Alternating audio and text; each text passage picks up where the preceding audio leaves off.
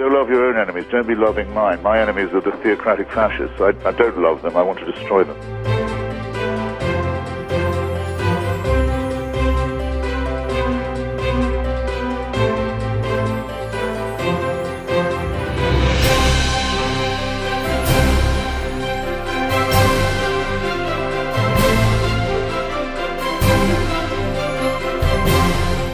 Child made in the image of God. Oh no, you're not.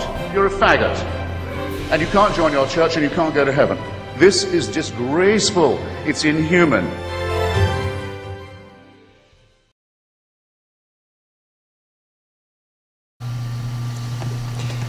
So the question that comes to my mind is, how do we fight Trump peacefully? Because unlike Republicans, Democrats don't usually form militias and practice with guns and put on camouflage outfits and go in their backyard and do this with pretend pistols and imagine themselves blowing people to bits.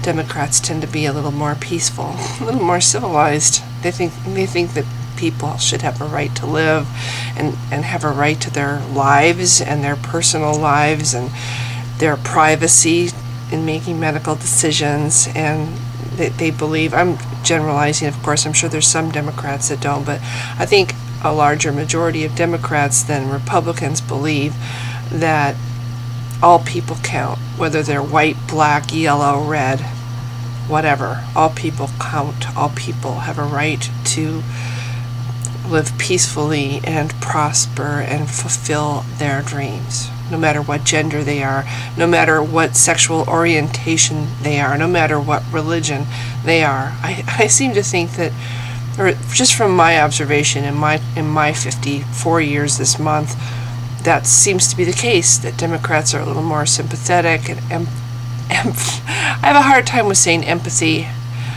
toward their fellow human being. They, as much as the Republicans like to bitch and moan about having their gun rights taken away, it doesn't seem to me that when Democrats are running the show, they're really out to get anybody's rights. In fact, I see more human rights established and protected under Democrats than Republicans. But apparently 8 years of Obama has made people forget the 8 years of hell that Bush put this country through and how we almost went down the drain. We crashed to our knees under Bush economically, and now we have Trump, who the very first thing he wants to do is demonstrate his complete lack of caring for human life by pulling the Affordable Care Act without replacing it first with something better, leaving millions of people stranded without any way of getting care and treatment and medication. So my feeling is, you can protest on the streets. You can wear Not My President t-shirts, which I have ordered one and hope to get a couple more. You can refuse to acknowledge him as president. I did that for 8 years when Bush was running the country. I just refused to acknowledge him as president. I did not listen to any speeches that he made or watch him on television or read anything about him. He simply ceased to exist. And for 8 years, we didn't have a president as far as I was concerned. Although I watched our country mysteriously fall to hell, fall to shit, whatever. I'm not sure how. I think there might have been somebody pretending to be president running the country, but I have no idea. Anyway, there's a lot of peaceful things that you can do to oppose Trump without turning Republican and starting shooting people or rioting in the streets. Protesting is one, writing letters is another. I don't know, it's probably stupid, but I did write President Obama in the White House. And another thing I did was I wrote the FBI, and I'm going to post in the description the FBI's address and phone number. I called them and left a message. When I called the FBI, I got a gentleman answering the phone, and I said, yes, I would like to know who I can talk to complain about the FBI meddling with Hillary Clinton's campaign just 1 week before the election. And I used the word deliberately meddled because I think they did deliberately meddle with her campaign. And so in my opinion, the results of the election, which she actually did win the popular vote, so I'm really kind of getting sick of people saying she failed or is a failure. She won the popular vote. But anyway, I left him a mess. I said to this man, who can I talk to complain about the FBI meddling deliberately with Hillary Clinton's campaign 1 week before the election? And I was immediately transferred to a voicemail, which makes me think that I'm not the first person to call the FBI to complain. And so I'm going to post in my description both their phone number and their address. I'm also writing them because I think that it is very wrong that one organization in this country can undo somebody's chances at being president, making it out to be something that it wasn't, and causing people that might have voted for Hillary to change their minds. So that's one thing you can do to resist Donald Trump. You can complain to the FBI. You can write to the White House, to President Obama. I'm sure these letters aren't going to be individually read, but if there are enough letters, maybe people will take note. Another thing you can do is sign a petition. There are 2 going around through change.org. One urges the Electoral College to vote their conscience rather than what their state voted, which is a real long shot. They vote on December 19th, and it's a really huge long shot. But it's something, it's hope. It's a little flicker of hope to cling to. So I signed that petition, and I will put the link to that petition in the description below. The other petition that I signed is one, again with change.org, to impeach President-elect Trump because of whatever the fraudulent university and other criminal behavior, possibly his connections, possibly with Russia, which I think are kind of very possible considering Russia celebrated when he was elected. So those are other things you can do, but one thing that wealthier people can do, I wish I could do, but I'm too poor. I can't afford Trump's golf course or his hotels or his casinos or Ivanka Trump's beauty products. But rich people can, or people who have more money than I do. Boycott Trump's brand. Hit him where it hurts. Money is all he cares about. There's a lot of reasons why he's not going to be very happy being the president. He's going to live in a little tiny house compared to what I'm sure he's used to as far as luxury. And it might be harder to hide his kiddie porn in the White House than it was in his whatever that he lived in before. So yeah, he's unhappy with the idea that he's going to have to work. He's already appointing Pence to do all the heavy work for him, because I don't really think that Trump has ever really worked a day in his life. When the whole thing was going down in Scotland, he was focused on his golf course. So he's used to being a lounge lizard / recreational guy, and I don't think he's going to like being president, because if you look at any president that's ever been, it ages people very much, because it's really not an easy job. And I just think about the video I saw of him and Obama sitting together and how despondent Trump already looked. Like, he looked depressed. He really did, sitting there next to Obama. And I almost think from looking at that video that he did not expect to win, and maybe he isn't even very happy that he did.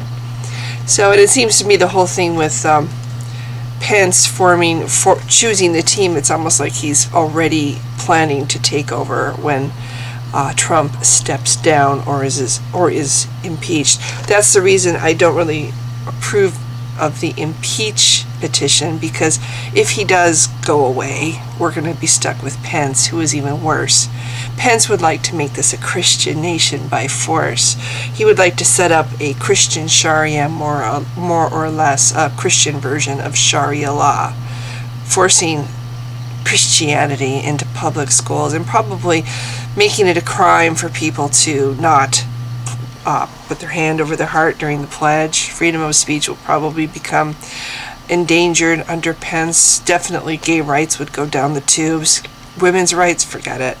If you ever watch the movie A Handmaid's Tale, that would be Pence's vision of utopia. And so, no, I don't really like the idea of Pence running the country. So impeaching Trump might seem like a good idea until you see what replaces him. So anyway, I'm going to leave the address to the FBI because I think complaining about what they did deliberately to screw up Hillary's chances is a good idea. I think writing to the White House and to President Obama, again, I don't expect the letters to be read, but maybe if there are enough letters, I think signing petitions with the Electoral College, begging them to vote their conscience. These are all good things, and people who have the ability to afford Trump's brand don't. Just don't. You're supporting a man who is a sex predator. You're supporting a man who promotes and encourages bigotry and hate and intolerance and racism and sexism. I had a friend in Seattle. He was riding on a bus yesterday, and he saw two young women on the bus, and a few seats over there was a man that looked like he was maybe 10 years older than these two young women, and they were just talking together, and he kept loudly directing words at them that were very sexist. And when the bus stopped in the tunnel in Seattle, these women got out, and after a moment's pause, this man got out too, got off the bus. And my friend got off because he said something was going to happen, and he went up to the women and he pushed one of them down and said something, "You bitch, this is Trump's nation now." And needless to say, my friend complained to a security guard, and they ran this guy down and caught him. But this is the kind of thing. There's a Albertsons down the street from where I live, and I was at the cashier last night getting some stuff, and she said that the day after Trump was elected, two customers in the parking lot, and this is just down the street from where I live, had their cars vandalized with racist slurs while they were in the store shopping. And they came out and they found their cars were vandalized with racist slurs on them. This is happening all over. There was another woman in Seattle that was sexually assaulted. I read this on Facebook this morning, and apparently people just sat and watched it happen and did nothing. The Trump effect is going on, and it's ramping up because people have been, the whole thing, the message that he preaches, and these things that people have suppressed for years because it isn't politically correct, they're expressing now freely because they have been validated that it's okay to bully people who are not white. It's okay to bully gay people. It's okay to harass women and sexually assault women and attack women because, you know, the leader of the country does it and there's no repercussions for him. It must be okay. I mean, the message is being sent loud and clear that bigotry and racism and sexism and homophobia is okay, and xenophobia, all of it's okay. No, it isn't. It saddens me because I thought that my country had evolved more than this. I thought the majority of us had been raised by our parents to be decent, good people. But it feels to me like people are de-evolving in this country. Or maybe they've never evolved at all and they were walking around pretending to be decent when really inside they were just aching to just be horrible and mean and cruel to people that they don't even know and never did them any harm, and yet they're going to be, they want to attack people they don't know, people who never hurt them or did anything to harm them. They're going to attack them and ridicule them and vandalize and humiliate them. You know, I don't like Islam. I really, really don't like Islam. But you don't attack people for what religion they believe. You do not attack people. And what I find really ironic is Trump is supposedly all against letting Islam into this country and letting Sharia law into this country, and that's why people voted for Trump. You know what's really funny about that is Saudi Arabia. In Saudi Arabia, you have torture. People get tortured in Saudi Arabia. And there are very strict laws controlling people's personal private lives in Saudi Arabia. There's like a mandatory religion in that country, and if you don't believe it, you could be put in jail. You could be punished in Saudi Arabia. Isn't it funny that this man who claims to oppose Islam and Muslims wants to make America like Saudi Arabia? He wants to make torture okay. In fact, he thinks it's a good thing to torture people, and not just waterboarding, but even worse. He thinks it's okay to kill the innocent families of evil people like terrorists. He thinks it's okay to kill the innocent families of these evil people.